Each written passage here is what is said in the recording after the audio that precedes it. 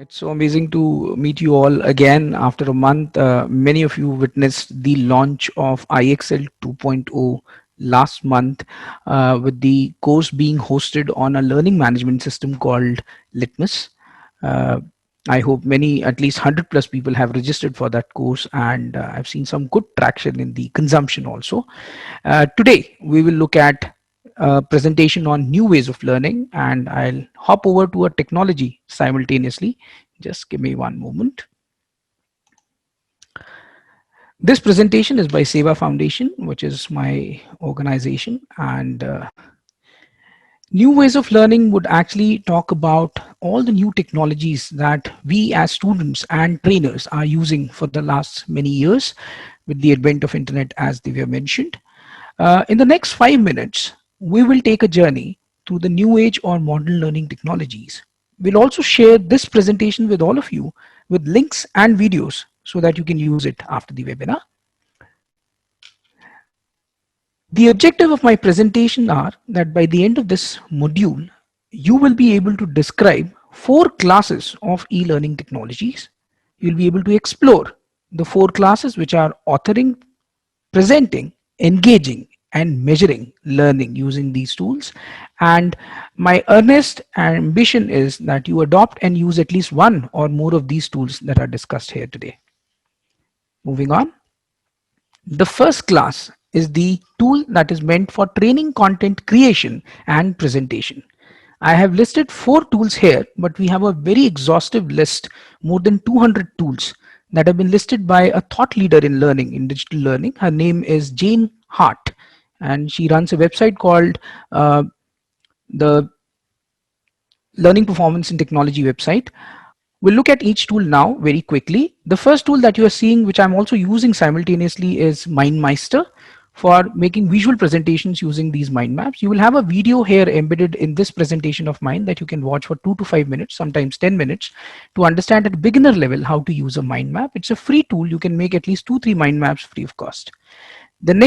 The second tool is a screencasting tool. Generally, we use Camtasia, Snagit, or Screencast-O-Matic. This is the most often used tool by trainers who record their videos with the screen recording as well as their own videos and narration script. So you can use Screencast-O-Matic, again free of cost, and publish it on their own website. The third tool is how to record your audio, and to record your audio in a studio quality, you can use Audacity. Again, an explainer video here and a link to Audacity. And the last tool in this category that I've listed here is a podcasting tool. Google, Apple have their podcast channels. You can publish your audio notes, your tutorials in audio format for your students, and you can host them here free of cost. So that's the first category for training content, authoring, and presentation. The second class is the e-learning authoring tool or the learning management systems. Those who are familiar with the learning management systems would know that most of the training content can be hosted here on a platform like Moodle, wherein you can host your videos, your audios, your reading materials, your classroom activities, and you can also measure or evaluate your students' progress in terms of the number of courses accessed, completed, and completed with what scores, test scores. Similarly, you can use Google Classroom, which is a very hand-on classroom format which many schools and many institutions are nowadays using. Even higher education institutions use it very often. Again, we have explainer videos of 2 to 5 minutes here for you to understand at a beginner level on how to get started with them. The third category is the social engagement and online training tools. Like Divya mentioned, we'll have a more deep dive on Zoom as one of these social engagement tools for online virtual live trainings. Zoom is an amazing platform. We'll hear Dr. Eduardo talk about it. And then we have Google Meet. Again, in the stable of Google Suite, Google Meet also meets the expectation of us as trainers and can reach out to an unlimited number of students and for unlimited time. Zoom free version has a limit to the number of users and the number of hours that you can use it simultaneously. I think the limit is 30 minutes.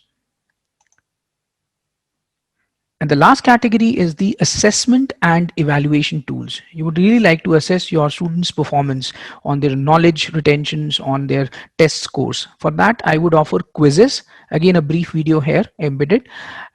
Quizzes is an amazing tool to run tests based on multiple choice questions, true and false questions, fill in the blanks, etc. You can also use Google Forms to survey your audience or even run a test. It has two formats, and again a tutorial sits here embedded in my presentation. So that brings us to the end of my presentation.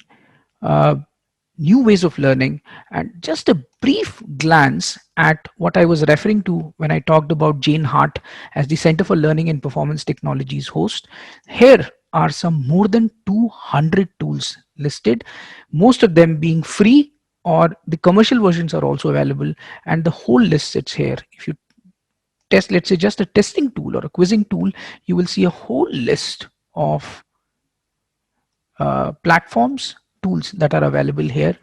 And I would highly recommend you look at the ones which have a red dot. Red dot means they are one amongst the top 10 tools, top 200 tools for learning 2019.